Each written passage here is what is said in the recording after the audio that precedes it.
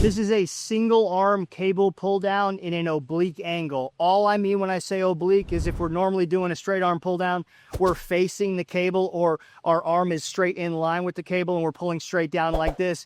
Anytime we're gonna try to work on shoulder blade mobility, lat activation, and kind of changing the position of your shoulder, maybe if you have rounded shoulders or you have really overactive traps, I might put you in an oblique position. All that means is open up to about a 45-degree angle to where the line of pull with the cable and your foot right here are about 45 degrees away from midline. Everything's in line with my obliques right here, okay? I like to set this up with a box, the corner facing the pole, so when I switch, all I gotta do is hop to the other side of the corner and I'm ready to set things up. So you wanna make sure that the arm that you're using and the foot that you're using are in line. Obviously, I'm having to put some pretty good effort into my foot contacts here so I don't pull forward. That is some method to the madness to get your core active. If we can find the obliques, we can find your lats, and we can train a better shoulder blade motion, okay? So find this nice tall position. My sit bones are in the box. My body is tall, and right when I find that position, my obliques turn on. It might take you a while to get to that point where they're that active and that easy to find, but once you do, all of your upper body exercises get a lot easier. So now that I'm in this oblique angle, I feel pretty comfortable. I'm grounded in my foot. I'm gonna make sure I keep this sternum lifted without arching my back. And I'm gonna exhale down, rotating my palm up, keeping the elbow in line with the obliques. Don't pull past your body like this. Keep the arm in front.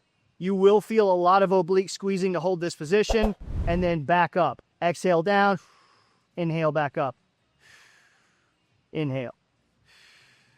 When you're pulling, if you go behind the body, there's a chance, obviously the angle changes, that you'll roll your shoulder forward. That's why we're doing it in this position, so we can avoid that motion. You are going to try to keep your shoulder blade kind of flowing on that line on the back of the rib cage the whole time.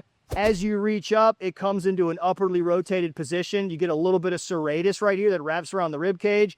And then as you pull down, you are trying to keep the front of your shoulder back in space without the elbow following. So we're trying to keep everything in that line of pull. Exhale, pause, return back to the top with an inhale, exhale, pause, just like that. Switch to the other side to find the same position and complete it. In this specific drill, while you are learning the motion, try to avoid the lat activation search where you're driving and you're pinning and you're rolling like this. We will include that in other activities once you have a good connection with your lats. But work on posture, work on stacking in this drill.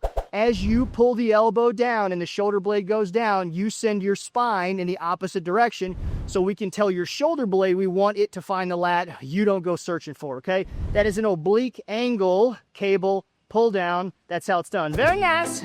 I like.